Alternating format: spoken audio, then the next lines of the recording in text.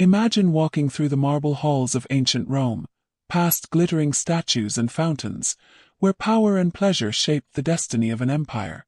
Behind those golden doors, away from the eyes of the common people, the most shocking secrets of the emperors were hidden. Not battles, not politics, but the intimate lives of boys, enslaved for one purpose only: pleasure. Welcome to the secret world of Rome's boy concubines, where youth and innocence were traded for luxury and survival, and where emperors believed their desires were above every law. The Roman Empire is often remembered for its military glory, vast conquests, and engineering marvels. But hidden beneath that glory was a culture obsessed with indulgence.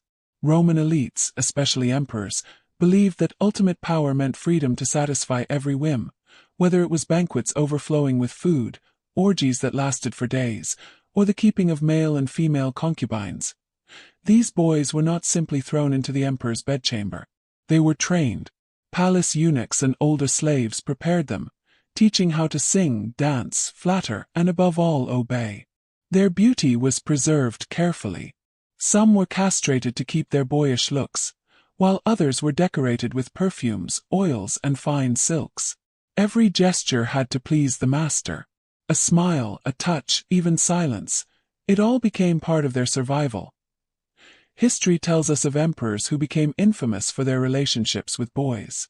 Emperor Nero, for example, fell so deeply in love with a boy named Sporus that he castrated him, dressed him like an empress, and even married him in a public ceremony.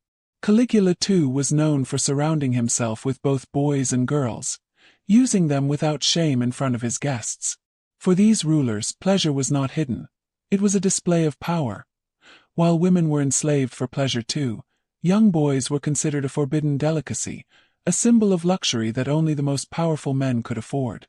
These boys were bought, stolen, or gifted from conquered lands, Greek, Syrian, African, and forced into roles they could never escape. But behind the luxury lay trauma.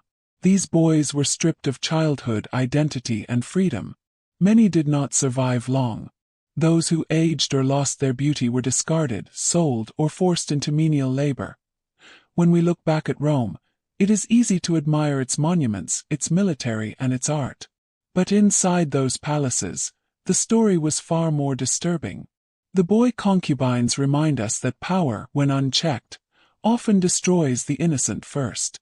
So the next time you hear about the glory of Rome, remember too the voices that never got to speak, the boys who lived and died as slaves of pleasure. For the emperors, they were ornaments. For the boys themselves, it was a prison with golden walls.